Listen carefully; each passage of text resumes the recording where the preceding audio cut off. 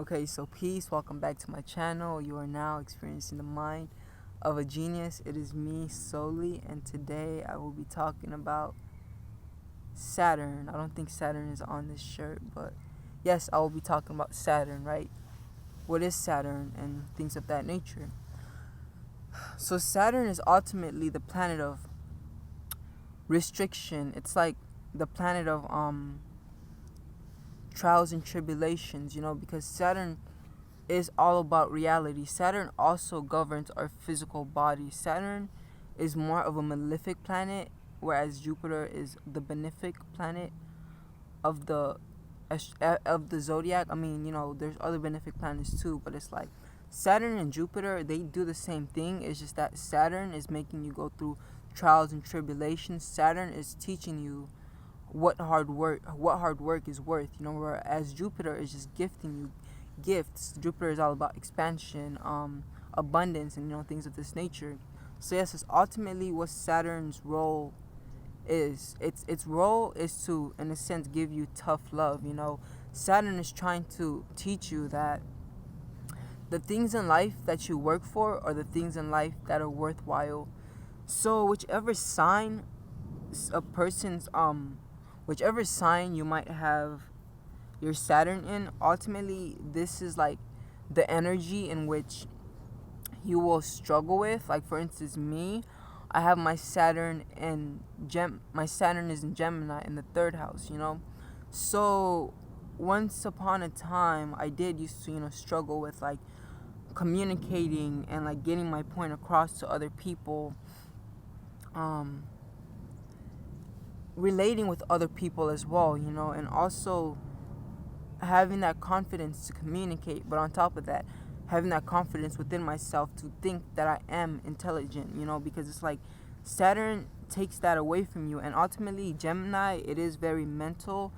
The Gemini energy is a very mental energy. It is all about intelligence and things of this nature, so yes, it did have me question my intelligence, and it did make me think that I needed to work hard for me to be recognized for my intelligence. I needed to, do this and do like study and things of this nature. And even though I might have had a vast amount of knowledge, I still felt like I didn't have any knowledge, and that I wasn't confident enough in expressing myself and my communications and things of this nature, And then with Saturn being in the third house, this would ultimately indicate that it is the place, it is like in my, I want to say my personal, not my personal life, but it's like my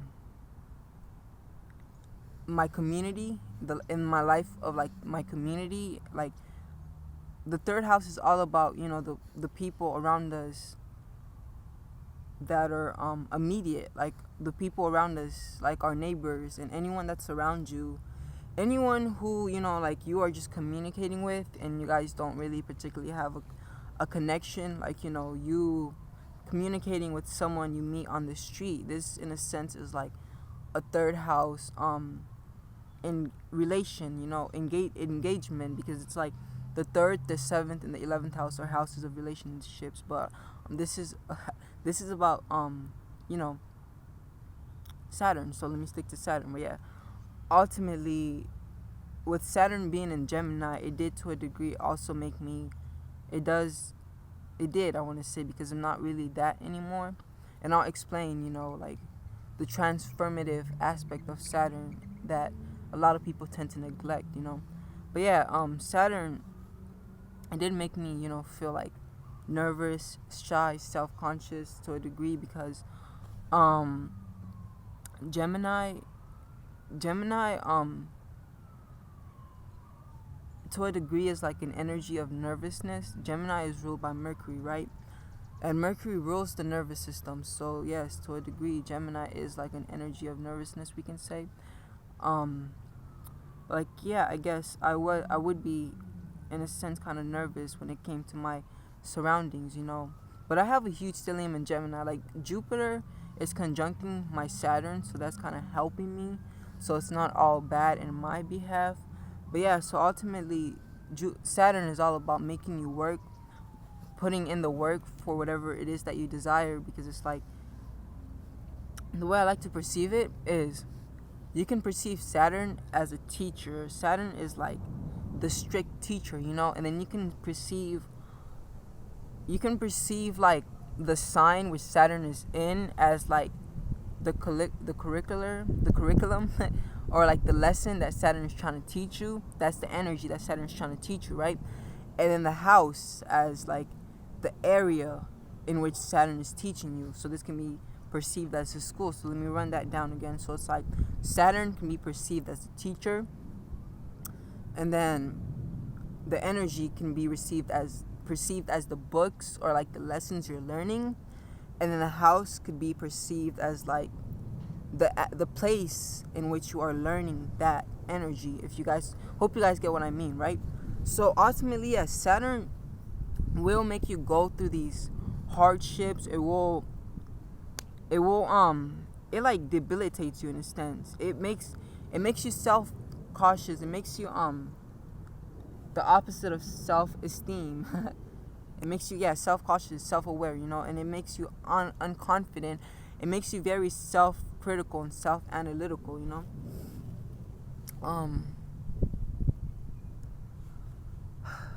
about whatever energy that Saturn is placed in, and Saturn is taking that energy away from you. So this is something that, in a sense, you will grow up craving, desiring, wanting.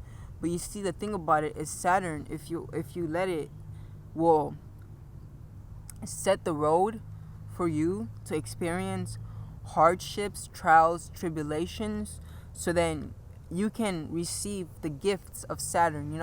A friend commented the other day on my Jupiter video, and I mentioned how Jupiter and Saturn do the same thing. They just do it in different ways. And she was talking about how you gotta experience the lessons of Saturn to receive the blessings of Jupiter, and that was beautiful. Like, this is very true. Like, it's true. But yeah, ultimately, it's like Saturn itself also has gifts to offer, but Saturn isn't like allowing us easy access to the gifts that Saturn has to offer, whereas Jupiter is just giving it to us. It's just like, here, you feel me? So yeah, Saturn will make your life path hard. It'll make it bumpy, but the path that Saturn has set you upon, even though it is hard and bumpy, there is a destination that Saturn wants you to get to. So if you are willing to experience this energy of like Saturn, then it will open up the doors for you. It will open up the doors for you. Like, for instance, me, with my Saturn being in Gemini in the 3rd house, this would mean, yes, like I mentioned earlier, with all the things I will have to like experience, but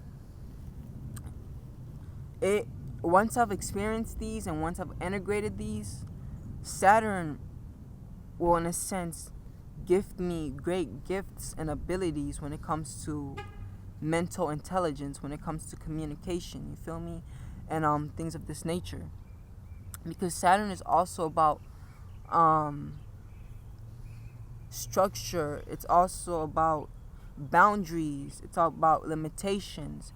Saturn is what grounds us. Saturn is like, the Saturn energy is a good energy to utilize for manifestation, because Saturn is all about reality. It's all about going down to reality, being practical, understanding hard work, attaining the responsibilities of reality, and things of this nature. Because with Jupiter, in a sense, there isn't really many responsibilities. But with Saturn, there are a few, and you have to take these head on, you feel me? And yeah, so Saturn will ultimately make you go through shit, but then it'll gift you those gifts, So, for instance, someone who has their Saturn in Libra, they will go through trials and tribulations when it comes to relationships, when it comes to the people that they get in relationships with and things of this nature. And it will always seem like their relationships are always teaching them some sort of lesson, but as they experience these hard tribulations and things of this nature, then they start to realize and they start to piece together how to be in a healthy relationship, how to actually manifest a relationship that's worthwhile, so that's ultimately what Saturn is about. It's trying to teach you that, but it's trying to teach it to you through hard work, I guess you can say. Yeah. So Saturn rules Capricorn and Aquarius. Aquarius is I want to see the masculine aspect of Saturn, whereas Capricorn is the feminine aspect of Saturn. I'm not too sure about this, but I say that because I know Earth is, predominantly the feminine, and air is predominantly the masculine. But yeah, because Saturn and Capricorn, these people who have their Saturn and Capricorn, they have that ability to anchor themselves into reality, and they have the ability to understand what it is they need to do, what it is they need to get done in order for them to attain the things they desire. Like people with their Saturn and Capricorn, or just the Capricorn energy predominantly, these are people who tend to be like, I kind of want to say old people and young bodies, but just in the sense that they understand reality, like they understand how to function in reality, in a sense. Like they understand obtaining responsibilities and things like this. Like, Capricorn, like people with their sun in Capricorn, most of the time they tend to grow up fast. They tend to have to be the parent of their parents. They tend to obtain lots of responsibilities as children.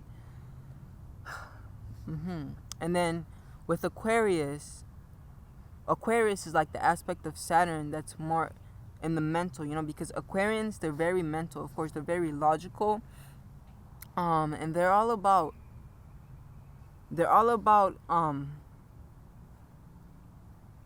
incorporating certain ideologies in reality to help humanity, but they're not just incorporating these ideologies just to incorporate them. Like they need a sense of like groundedness to it. They need a sense of like objectivity, like, because Aquariuses, they're also all about reality. They're very real. They're all about the reality aspect of things. So they are about obtaining knowledge as well, obtaining ideas and things of this nature, but they're more about obtaining it in a means that's logical, practical even. And that's kind of like that Saturnian energy, whereas Pisces, it's like you can see, like, well, let me say it this way. Aquarius and Pisces, right? Like, these two energies are opposites most definitely, but they also have similarities in them. That's what I was trying to say. Like, because both Pisces and Aquarius, they're both humanitarians. Pisces is more of the yin, and then Aquarius is more of the yang, And I hope I got those two right, the masculine and the feminine, the yin and the yang, the masculine and the feminine. I'm not really sure if yin is feminine or masculine, or yang is masculine or feminine. But I hope you guys get what I mean, So Aquarius is more about obtaining feasible and tangible, like, changes in reality when it comes to changing the world, being humanitarians. Like, Aquariuses, they're very rebellious. They're all about going against the system to a degree, and freedom and things of this nature. Like, freedom is very important for an Aquarius. Pisces, they're also very free-spirited, but with Pisces is ruled by the 12th house. Like, with Pisces, their freedom is more at, like, a universal level, in a sense. Like I feel like certain Pisces, they feel like the other world, the other realm is freedom. In a sense, like death is freedom, if you get what I mean.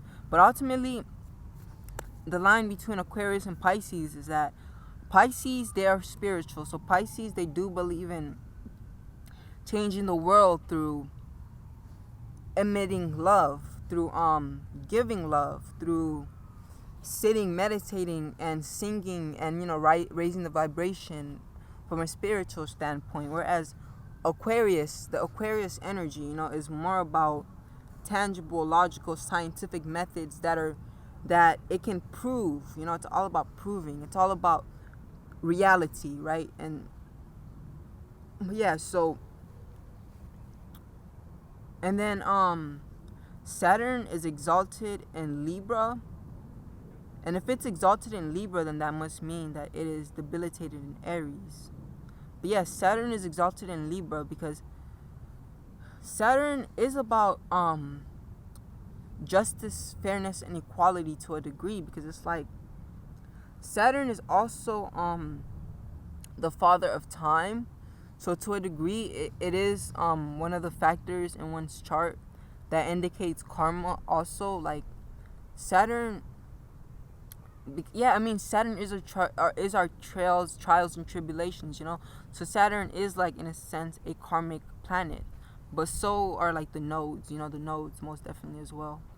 And then Saturn would be debilitated in Aries. I'm not really certain, but I think so, because if it's exalted in Libra, then it must mean that it's debilitated in Aries, but this would ultimately be because Saturn is ultimately about anchoring down to reality a system that can help everyone, a system that has that ability to, like, help everyone. I hope you guys get what I'm saying. Like, in a sense, Saturn's energy is more about the bigger picture. That's why Saturn can make you go through shit and not give a fuck because it's about the bigger picture, So when it's in Aquarius, when it's in Aries, it's more self-centered, It's more focused on self, because people with their Saturn and Aries, they're very self-critical. They're very self-conscious about themselves. They're not as confident. They're not as ambitious. Like, they know what they want. And they know. So I don't know if I can say they know how to get it, but of course it is Saturn, so Saturn will teach them through time how to receive the stuff they desire, but they just have hard times expressing that Aries energy, because Saturn is restricting them, debilitating them from that. But it's like, what you need to understand is, well, let me just say this. Diamonds are products of Saturn. Diamonds are formed under pressure. The way that a diamond is formed is a Saturnian process. You feel me? Because that's what Saturn is all about. It's about putting you through pressure. So then it's putting you through pressure because diamonds form under pressure. It's putting you through that pressure so then, because you see, when you work out, even, like, what you do is you tear your muscles. You put them under pressure. They break, they tear, and then they rebuild and they become bigger, and things of this nature. But that's Saturn's philosophy, Yes, but I hope you guys enjoyed my interpretation on Saturn. This has been me, Soli, and like they say, namaste. Thank you for watching. And if you guys enjoyed this video, please do like, share, and subscribe as well, because all of that really does help me. So yes, please do like, share, and subscribe. And thank you, and like they say, namaste.